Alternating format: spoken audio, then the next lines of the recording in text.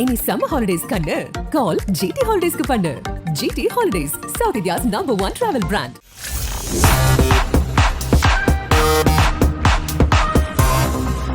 Sports Vikatan யூனிவர்ஸுக்கு வணக்கம். இது Sathya present sports Vikatan's the boundary line show with Muthu, powered by GT holidays. நேற்று சிஎஸ்கே மேட்ச் நடந்து முடிஞ்சிருக்கு. CSK SRH. அந்த மேட்ச்ல எஸ்ஆர்ஹெச் ரொம்ப சூப்பராக ஆடி வின் பண்ணியிருக்கிறாங்க. சிஎஸ்கே ரொம்ப ஆவரேஜான பர்ஃபார்மன்ஸாக கொடுத்துருக்காங்க. சிஎஸ்கே இந்த சீசனை ரொம்ப நல்லா ஸ்டார்ட் பண்ணாங்க. ஹோம் மேட்சஸ் 2 அடுத்தடுத்து வின் பண்ணாங்க. ஆனால் அடுத்து 2 அவே மேட்சஸ் கண்டினியூஸாக தோத்துருக்கிறாங்க. ஸோ சிஎஸ்கே இந்த தொடர்ச்சியாக அவே மேட்சஸில் தோக்குறதுக்கான காரணம் என்ன, எஸ்பெஷலி நேற்று மேட்ச்சில் சிஎஸ்கே என்னென்ன தவறுகள் பண்ணாங்க அப்படிங்கறத பத்தி எல்லா விஷயங்களையும் முத்து கிட்ட கேட்டு தெரிஞ்சுக்கலாம். வாங்க. வணக்கம் ஸ்ரீராம். வணக்கம். கப்பல் கவுந்துருச்சு. ஆமாங்க, அவை கிரவுண்ட்ல எல்லாம் விசில் அடிக்க மாட்டேங்குது. ஸ்ட்ரக் ஆகி நின்றது. அப்படி சவுண்டே கேட்க மாட்டேங்குது. ஸ்டாண்ட்ல விசில் அடிக்குது. கேம்ல அவ்வளவு பலம் இல்லையே. ஆமா, என்ன காரணம்? ஏன்னா கான்பிடென்ட்டா சொன்னீங்க நீங்க இது சிஎஸ்கேவோட மேட்ச் தான் அப்படின்னு. பட் ஃபுல் அண்ட் ஃபுல் எஸ்ஆர்ஹெச்சோட மேட்சா இருந்துச்சு. எப்படி இருந்துச்சு மேட்ச் மொத்தமா? இல்ல, நான் 2 விதத்துல சர்ப்ரைஸ்டு. ஒன்னு என்னதுன்னா பிச்சு. நான் என்ன நினைச்சேன், அந்த 277 மாதிரி ஒரு தார் ரோடு விக்கெட்டா இருக்க போகுது. ஸோ ஒரு பேட்டிங் பிச்னா சிஎஸ்கே செம்ம பேட்டிங் ஃபார்ம்ல இருக்காங்க இந்த சீசன். ஸோ சிஎஸ்கே வின்னு ஒரு ப்ரெடிக்ஷன் கொடுத்தேன். இது அது கடைசியில் நடக்காம போச்சு. அது ஒரு சர்ப்ரைஸ்.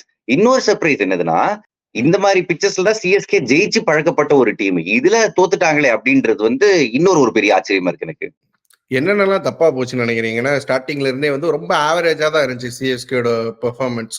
பேட்டிங் பார்த்தோன்னா யாரும் பெருசா ஃபயர் ஆகல. சிவம் துபே தவிர பெருசா யாரும் பயங்கர அதிரடியா யாரும் ஆடின மாதிரி இல்ல. லாஸ்ட் மேட்ச்லயுமே இதை பார்த்திருந்தோம். நம்ம பேசியிருந்தோம், அந்த மிடில் ஓவர்ஸ்ல விட்டுட்டாங்க, பேட்டர்ஸ் ஸ்ட்ரைக் ரேட் பெருசா போகல அப்படின்னு. இந்த மேட்ச்லயும் அதே இது கண்டினியூ ஆகி இருக்குது. என்ன நடக்குது? சிஎஸ்கே ஒரு மாதிரி சேப்பாக்ல செட் ஆகிட்டாங்க, மற்ற கிரவுண்ட்ல செட் ஆக மாட்டேங்குது அந்த லைன் அப். இல்ல, சேப்பாக்ல கூட அந்த பேட்டிங் விக்கெட்ன்றதுனால பேட்டிங் ஹெவியா இருக்காங்க, அது செட் ஆகுது. இங்க என்ன பிரச்சனை ஆயிருக்குன்னா, இப்ப சிவம் தூபே பத்தி நீங்க கரெக்டா மென்ஷன் பண்ணீங்க. சிவம் தூபே வரதுக்கு முன்னாடி ரன் ரேட் 7.3 இருந்துச்சு. சிவம் தூபே விளையாடுறப்ப, அவர் கிரீஸ்ல இருக்கிறப்ப ரன் ரேட் 10 தொட்டுச்சு. அவர் அவுட் ஆனதுக்கு அப்புறம் மறுபடியும் 7க்கு வந்துருச்சு. பிரச்சனை என்னதுன்னா, அவர் அடிச்ச வேகத்துல 2 ஸ்பின்னர் ஓவர் மாட்டுச்சு. அதுக்கப்புறம் ஸ்பின்னரை கண்ணுல காட்டல. ஃபாஸ்ட் பவுலர்ஸ் ஸ்பின் மாதிரி போட ஆரம்பிச்சிட்டாங்க. எல்லாருமே ஆஃப் கட்டர்னு போட்டுக்கிட்டு இருந்தாங்க. அதுல மொமெண்டமே கிடைக்கல. இந்த சீசன் என்னதுன்னா கொஞ்சம் டிசப்பாயிண்டிங். இதுவரை அஜிங்கியா ரஹானே. போன சீசன் 2.0 பேசிட்டு இருந்தோம். இந்த வருஷம் இந்த வருஷம் அவர் 1.0 போயிட்டாரு திரும்ப. அவரோட ஸ்ட்ரைக் ரேட் ஒரு பிரச்சனையா இருக்கு. டாரில் மிச்சல் பெருசா டேக் ஆஃப் ஆகல. அந்த பிச்சை எக்ஸலண்டா Pat Cummins and Sunrise Hyderabad use பண்ணாங்க. அங்க மாட்டிக்கிட்டாங்க சிஎஸ்கே. எனக்கு பெரிய பிரச்சனையா தெரியுது ஒரு டாரில் மிச்சல் இன்னும் பெருசா அவருக்கு சான்சஸ் ஃபர்ஸ்ட் லெவல்ல இருந்தே அவருக்கு சான்ஸ் கொடுத்துட்டு இருக்காங்க. பெரிய ஸ்ட்ரைக் ரேட்ல பயங்கர இம்பாக்ட் கொடுக்குற மாதிரி ஒரு இன்னிங்ஸ் அவர் ஆடவே இல்லை. ஒரு ஆல்மோஸ்ட் 4 மேட்ச் ஆயிருச்சு. 4 மேட்ச்ல அப்படி ஒரு இன்னிங்ஸ் அவர்கிட்ட பார்க்க முடியல. ஸ்ட்ரைக் ரேட் ரொம்ப கம்மியா இருக்குது. அவர் அப்படி ஆடுறது, சிவம் துபே மாதிரி ஒருத்தர் அப்படி ஆடுறப்ப இவர் மிடில் இப்படி ஆடுறது அப்படிங்கிறது பெரிய டிசப்பாயிண்டடா தான் இருக்கு. அது ரஹானே கூட மேபி லாஸ்ட் மேட்ச் கூட ஒரு நல்ல ஸ்ட்ரைக் ரேட்ல ஆடிந்தார், கொஞ்சம் பரவாயில்லைங்கிற மாதிரி. லாஸ்ட்டுக்கு முந்தின மேட்ச் ஐ திங்க் நினைக்கிறேன் ஓரளவுக்கு அவர்கிட்ட ஒரு இருக்கு, ஸ்பார்க் இருக்கு. நம்ம இதுல சொல்லணும் அப்படின்னா இவர்கிட்ட அந்த மாதிரி விஷயம் கூட இல்லையே. இல்ல டெஃபினட்டா ரொம்ப ரொம்ப குவாலிட்டி பிளேயர். எங்க ப்ராப்ளம் வருதுன்னா, அவர் ரொம்ப கீழே வராரோன்னு எனக்கு ஒரு டவுட் வருது. இப்போ 1 டவுன் இப்போ சிவம் தூபே ஆர் ரஹானேன்னு நான் முன்னாடி உங்ககிட்ட சொல்லியிருந்தேன். Wicket left hand right hand out ஆகுது பொறுத்துன்னு. பட் இப்போதைக்கு அவங்க பிக்ஸ்டா இருக்காங்க 1 டவுன் ரஹானே தான் அப்படின்னு. ரஹானே அங்க வரதுனால பிளஸ் சிவம் தூபே வரதுனால இவர் கொஞ்சம் கீழே வராரோன்னு எனக்கு ஒரு தாட் இருக்கு. சோ அவர் ஒரு 8th ஓவர் 9th ஓவர் மார்க்ல வந்தா it might be little better. அவர் கொஞ்சம் கீழே வராரோ அப்படின்ற ஒரு ஃபீலிங் டெஃபினட்டா இருக்கு. அண்ட் ரஹானேயோட ஸ்ட்ரைக் ரேட் இப்ப நேற்று பாத்தீங்கன்னா, அவரே அவுட் ஆனா போதும்னு சொல்லிட்டு டாப் எட்ஜ் கீப் எட்ஜ் வாங்குது. ஃபீல்டர் இல்லாத இடத்துக்கு தான் பந்து போகுது. அங்க டெரிபிளா மாட்டிக்கிட்டாங்க. பட் டாரில் மிச்சல் ஐ திங்க் கொஞ்சம் டைம் கொடுக்கணும். ஏதாவது ஒரு மேட்ச் நல்லா டெலிவர் பண்ணுவார் அவரு.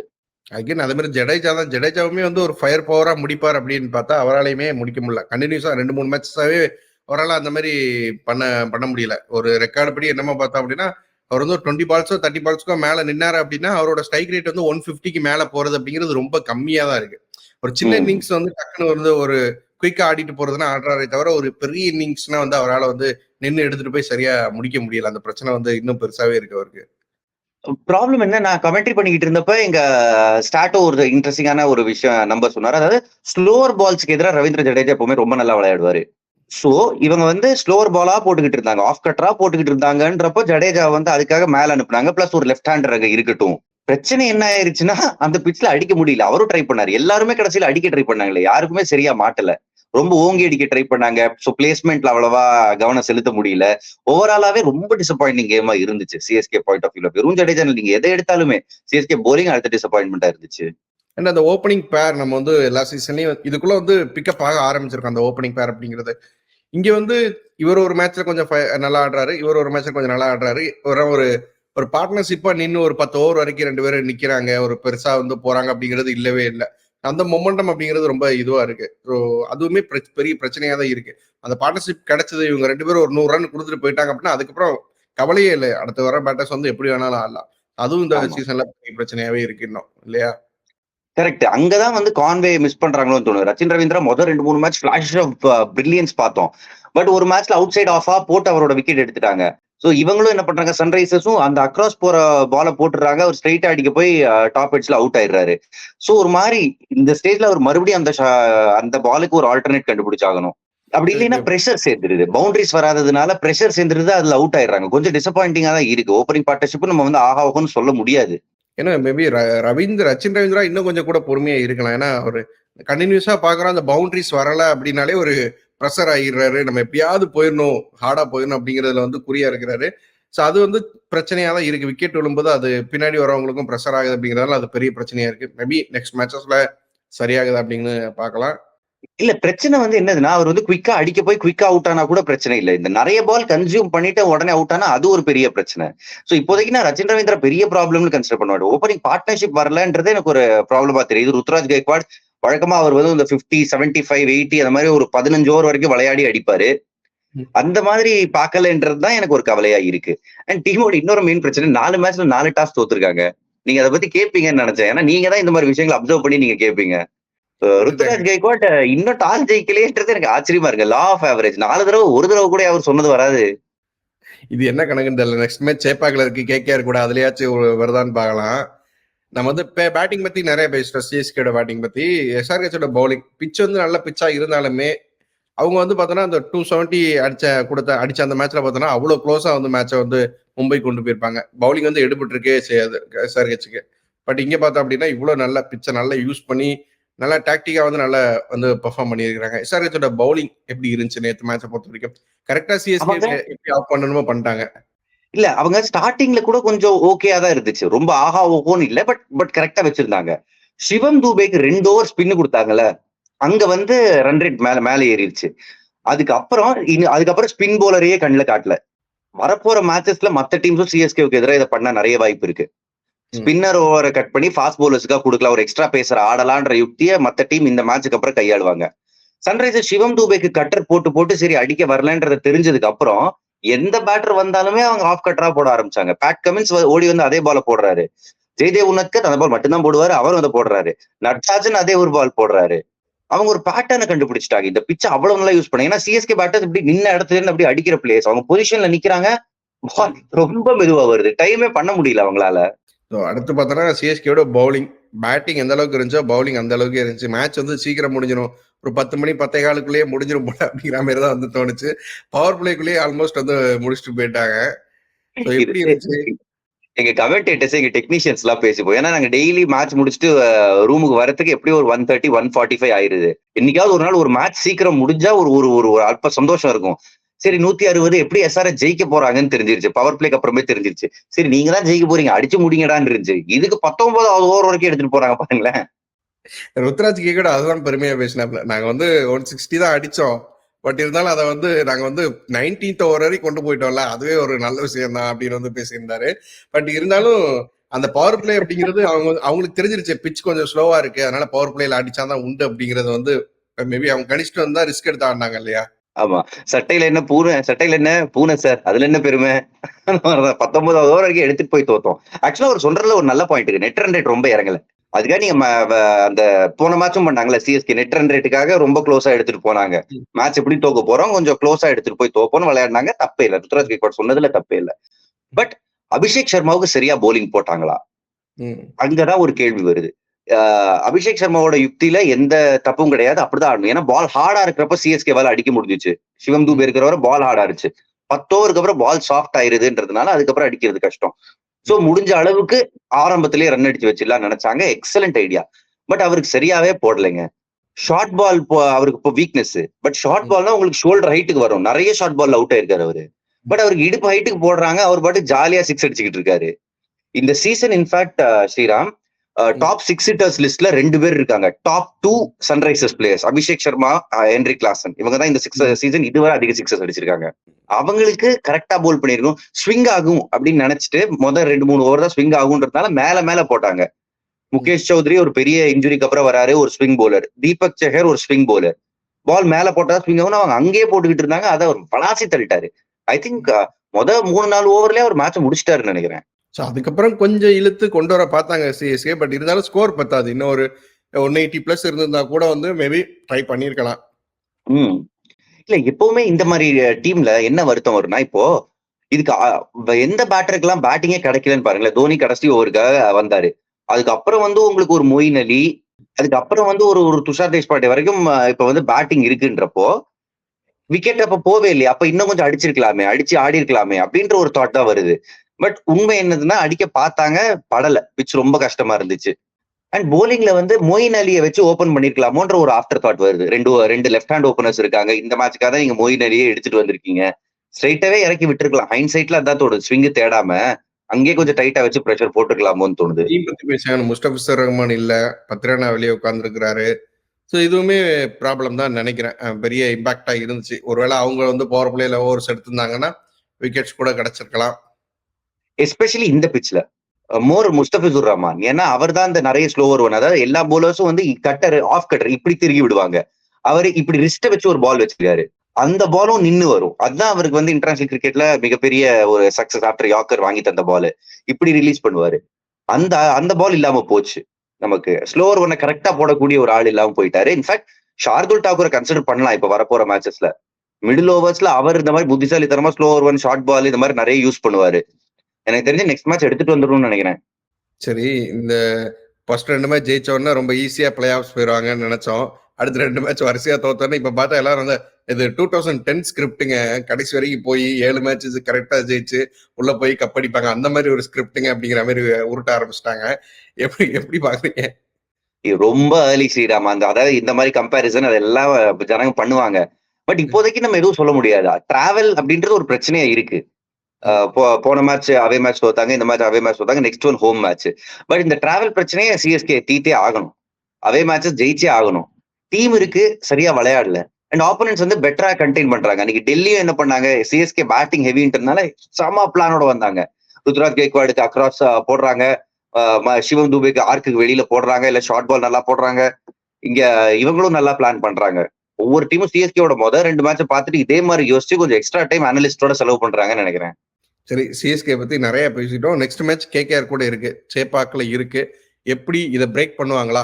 2 மேட்ச் தோத்துட்டு சேப்பாக்ல பிரேக் பண்ணுவாங்கன்னு நினைக்கிறேன். கேகேஆர் பயங்கர டேஞ்சரஸ் டீம். மேட்ச் க்ளோஸா போகும், அதை சொல்லிடுவேன். சோ திரும்ப இப்ப வெளியில போய் தோத்துட்டோம்னா இந்த சொந்த வீட்டுக்கு வந்தோன்னு ஒரு நிம்மதி இருக்கும்ல, அந்த நிம்மதி இருக்கும் சென்னை சூப்பர் கிங்ஸுக்கு. எனக்கு தெரிஞ்சு அடுத்த மேட்ச் ஜெயிப்பாங்கன்னு நினைக்கிறேன். ஒரு சில சின்ன ட்வீக்ஸ் பண்ணுவேன். எனக்கு ஷார்துல் டாக்கூர் ஆடியே ஆகணும்னு நினைக்கிறேன். நான் துஷார் தேஷ்பாண்டே நல்ல பிளேயர், கண்டினியூட்டி இதெல்லாம் நானே பேசியிருக்கேன். பட் ட்ரை பண்ணியாச்சு, ரிசல்ட் வரல. ஸோ நெக்ஸ்ட் கேம் வந்து மோர் எக்ஸ்பீரியன்ஸ் ஷார்துல் டாக்கூருக்கு போனா நல்லா இருக்கும். இந்த மேட்ச் கூட உங்களுக்கு எக்ஸ்பீரியன்ஸே இல்லைங்களே போலிங் லைனப்ல. ஃபாஸ்ட் போலர்ஸ் எல்லாருமே ரொம்ப யங்கு. ஸோ அங்க I think Shardul with more Indian international cricket experience இருக்குன்றதுனால அவர் மேபி ஹேண்டியா இருந்திருப்பாருன்னு தோணுது. நெக்ஸ்ட் மேட்ச் அவர் வந்தா போலிங் இம்ப்ரூவ் ஆகும். அண்ட் பேட்டிங்ல சேப்பாக் சர்ஃபேஸுக்கு ஏத்த டீம். அண்ட் கேகேஆர் மேட்ச் பத்தி இப்பவே கேட்டீங்கன்னா கேகேஆரோட ஸ்ட்ரென்த்தே அவங்களோட ஸ்பின்னர்ஸ். அண்ட் இங்கதான் ஸ்பின்ன நல்லா அடிக்கக்கூடிய ஆடுங்க இருக்காங்க. அங்க அது ஒரு மேட்ச் அப் ஃபேவரா இருக்கும்னு நினைக்கிறேன். சரி, ரிக்கி பாண்டிங் அப்புறம் நீங்க தான் வந்து ஒரு டைரி எடுத்தீங்கன்னா நிறைய டேட்டா எல்லாம் வரப்போகுதுன்னு அர்த்தம். ஸோ நீங்க வந்து ஒரு மேட்ச் இருக்கு, ஆர்சிபி ராஜஸ்தான். ஸோ ஜெயிக்க போறது யாரு? உங்களோட ப்ரெடிக்ஷன் என்ன? நான் ராயல் சேலஞ்சர்ஸ் பெங்களூருவோட போறேன். தப்பா போறேன், எனக்கு கவலை இல்லை. டோர்னமெண்டோட ஸ்வரமே நல்லா இருக்கும். ஏன்னா ஆர்சிபி கீழே இருக்காங்க, எம்ஐ அதல பாதாளத்துல இருக்காங்க. டோர்னமெண்ட் இன்னும் கொஞ்சம் ஃப்ரெஷ் அப் ஆகணும்னா அவங்க மேல வரணும். And Rajasthan Royals 3 undefeated, momentum அவங்க பக்கம் தான் இருக்கு. சோ நான் against the run of play நான் வந்து ஆர்சிபின்னு சொல்றேன். ராஜஸ்தான் ஹோம் கிரவுண்ட்ல போறாங்களே, எப்படி தோப்பாங்க? ஹோம் கிரவுண்ட்ல போட்டோம். அது அங்கதான் டேட்டா வந்து கொஞ்சம் இன்ட்ரெஸ்டிங்கான விஷயங்களை சொல்லுது ஸ்ரீராம். ஹோம் கிரவுண்ட்ல போறாங்கன்றது நீங்க பாயிண்ட் அவுட் பண்ணது 100% ரைட். ஹெட் டு ஹெட் இந்த ரெண்டு டீமும் மோதினப்போ ஆர்ஆர் 12 தடவை ஜெயிச்சிருக்காங்க, ஆர்சிபி 15 தடவை ஜெயிச்சிருக்காங்க. ஸோ ஒரு 3 ரன் இதுன்றது ஒரு நல்ல ஹெல்த்தி இது டுவர்ட்ஸ் ஆர்சிபி. ஜெய்ப்பூர்ல விளையாடினப்போ இது வரைக்கும் 4 ஆர்ஆர் வின்னு, 4 ஆர்சிபி வின்னு. ஸோ ஈக்குவலா தான் இருந்திருக்கு ஜெய்ப்பூர்ல விளையாடுற மேட்சஸ்ல. இதுல இன்னொன்னு, சின்ஸ் 2021 ஆர்ஆர் 2 மேட்ச் தான் ஜெயிச்சிருக்காங்க, ஆர்சிபி 5 மேட்ச் ஜெயிச்சிருக்காங்க அகைன்ஸ்ட் ஈச் அதர். அது ஒரு ஃபேக்டர். மீண்டு எழுதலா இருக்க போகுது. இது திரும்பி வந்து உள்ள வர போறாங்க கேமுக்குள்ள. சரி, இப்போ யார் பிளேயர்ஸா யாரு பெர்ஃபார்ம் பண்ண போறாங்க இந்த மேட்சை பொறுத்த வரைக்கும்? நான் ஜஸ்ட் என்னோட நம்பர்ஸ் ஒரு தடவை சொல்லிடுறேன் ஸ்ரீராம். அதாவது இந்த அவுட்டிங்ல தான் போன தடவை ஆர்சிபி 59க்கு ஆல் அவுட் ஆக்குனாங்க ஆர்ஆர் இந்த ரெண்டு டீம் மோதினப்போ. ஸோ ஆர்சிபி போலிங் யாருக்கு எதிராகவும் ஷைன் ஆகலைனா கூட இவங்களோட ஷைன் ஆயிருக்காங்க. ஆர்ஆருக்கு எதிராக ஒரு பிரச்சனையா இருந்திருக்காங்க அவங்களுக்கு. இந்த தடவை நீங்க யாரு ஜெயிப்பாங்கன்னு கேட்டீங்களா, அது ஒரு முக்கியமான ஃபேக்டர் என்னதுன்னா, இது வந்து ஒரு பேட்டிங் ஃபர்ஸ்ட் கிரவுண்டா இருக்கு. நிறைய கிரவுண்ட்ஸ் வந்து இப்ப சேசிங் கிரவுண்டா மாறுது, ஏன்னா டியூ வருது அண்ட் டீம்ஸ் சேஸ் பண்ண ப்ரிஃபர் பண்றாங்க, அதெல்லாம் இருக்கு. பட் ராஜஸ்தான் ராயல்ஸே இங்க 2 மேட்ச் ஜெயிச்சிருக்காங்க, ரெண்டுமே பேட்டிங் ஃபர்ஸ்ட். ஸோ டாஸ் வந்து குரூஷியல் ஆகுது, விக்கெட் போக போக ஸ்லோ ஆகுது. மத்த விக்கெட்ஸ் மாதிரி டியூ வர மாதிரி இல்ல, இங்க வந்து ஸ்லோ ஆயிட்டு வருது. அங்க வந்து ஸோ பேட்டிங் ஃபர்ஸ்ட் குரூஷியலா இருக்கும். எனக்கு தெரிஞ்ச ஆர்சிபி பேட்டிங் ஃபர்ஸ்ட் பண்ணா அவங்களுக்கு ஜெயிக்கிறதுக்கான வாய்ப்பு இன்னும் கொஞ்சம் அதிகரிக்கும். அடுத்து நம்ம வந்து வழக்கம் போல பிளேயர்ஸ்க்கு போயிடலாம். ஆர்சிபில யார் வந்து நினைக்கிறீங்க இவர் வந்து மேட்சை வின் பண்ணி கொடுக்கக்கூடிய தகுதி இருக்கு இந்த மேட்ச் அப்படின்னு? முதல் விஷயம் ஃபார் கோலி ஃபேன்ஸ், அவர் வந்து இந்த கிரவுண்ட்ல மட்டும்தான் 50 அடிச்சது இல்ல, 8 இன்னிங்ஸ் விளையாடி இருக்காரு, ஒரு 50+ ஸ்கோர் கூட அடிச்சது இல்ல. அவர் வந்து எந்த கிரவுண்ட்லயும் இல்லாத அளவுக்கு இங்க ஆவரேஜ் ரொம்ப குறைவு. ஒன் டே இன்டர்நேஷனல்லாம் செஞ்சுரி அடிச்சிருக்காரு. பட் T20ன்னு வரப்ப இங்க அவரோட ஆவரேஜ் 21.28. ஒரு குறிப்பிட்ட நம்பர் ஆஃப் இன்னிங்ஸ் விளையாடி லீஸ்ட் ஆவரேஜ் அவர் வச்சிருக்கிறது இந்த கிரவுண்ட்ல தான். ஸோ கோலியை நான் பிக் பண்ணல என்னோட பெஸ்ட் பிளேயரா இந்த மேட்ச்ல. இந்த மேட்ச்ல அடிப்பாரு அப்படின்னு சொல்லி பிக் பண்ணி பிக் பண்ணலைங்கிறீங்க? இல்லைங்க, அப்புறம் கோலி ஏன் எடுக்கலன்னு யாராவது கேட்டு வந்துருவாங்கல்ல. சரி, ஓகே. ஏன்னா லாஸ்ட் 2-3 மேட்ச் நீங்க கோலி தான் சொன்னீங்க. ஆமா, அது டிஃபால்ட் ஆப்ஷன். நான் சொல்றேன்ல, இந்த கோலி, ரோஹித் சர்மா, ஆண்ட்ரே ரசல் இவங்களாம் யாருமே பிக் பண்ண இல்லைன்னா எடுத்து பிக் பண்ணி சொல்லிடுறது. எனக்கு வந்து ஃபாஃப் நல்லா பண்ணுவாரோன்னு தோணுது. அவுட் ஆஃப் ஃபார்ம், சரியா விளையாடல இந்த சீசன், நல்ல ஸ்டார்ட்ஸ் கொடுக்கல, எல்லாமே ஒத்துக்கிறேன். But this is the time Faf du Plessis வருவாருன்னு எனக்கு ஒரு யூகம். அந்த பக்கம் தைரியமா சொல்லிட்டேன், அந்த போல்ட்டோட ஃபர்ஸ்ட் ஓவர் எப்படியாவது தாண்டணும் ஃபர்ஸ்ட். அந்த பக்கம் ஆர்ஆர் பக்கம் நிறைய பேர் இருக்கிறாங்களே. நிறைய பேர் இருக்காங்க, நான் வந்து போல்ட் பிக் பண்றேங்க. எனக்கு யாரை பிக் பண்றதுன்னு தெரியல பிராங்கா.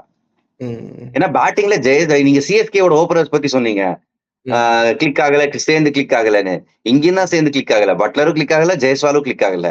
சோ 2 பேர்ல ஒருத்தர் பேரா சொல்லிருப்பேன், பட் கிளிக் ஆகலன்றது ஒரு வருத்தம் தான் அந்த டீமை பொறுத்தவரை. ரியான் பராக் நல்ல ஃபார்ம்ல இருக்காருங்க, அது ஒரு கரெக்டான ஃபேக்டர் தான். பட் எனக்கு ரியான் பராகை தாண்டி ஒரு போல்ட்டோ ஒரு ஹெட்மயரோ இது வரைக்கும் நான் பிக் பண்ணாத ஆளுங்களை பிக் பண்ணணும்னு இருக்கேன். ஏன்னா ஃபாஃபா சொல்லியாச்சு, இங்கே அதுக்கு மேட்ச் பண்ற மாதிரி லெட் மீ சே ட்ரெண்ட் போல்ட் ஒரு ஹெட்மயர். வாய்ப்பு கொடுக்காதவங்களுக்கு வாய்ப்பு கொடுக்குறீங்க. நம்ம மனசுல தோன்றத சொல்றோம், காசா பணமா. Okay, super. சரியா இருக்கான்னு பாக்கலாம். நாளைக்கு திரும்பி வந்து சந்திக்கலாம். இன்னைக்கு 2 மேட்ச், அந்த முடிஞ்ச மேட்ச், நடக்க போற மேட்ச், 2 மேட்சை பத்தியும் நல்லபடியா வந்து நிறைய விஷயங்கள் பேசிக்கிட்டோம். ரொம்ப நன்றி முத்து. Thank you Sriram.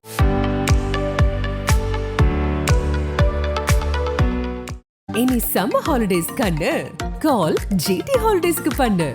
GT holidays, south India's number 1 travel brand.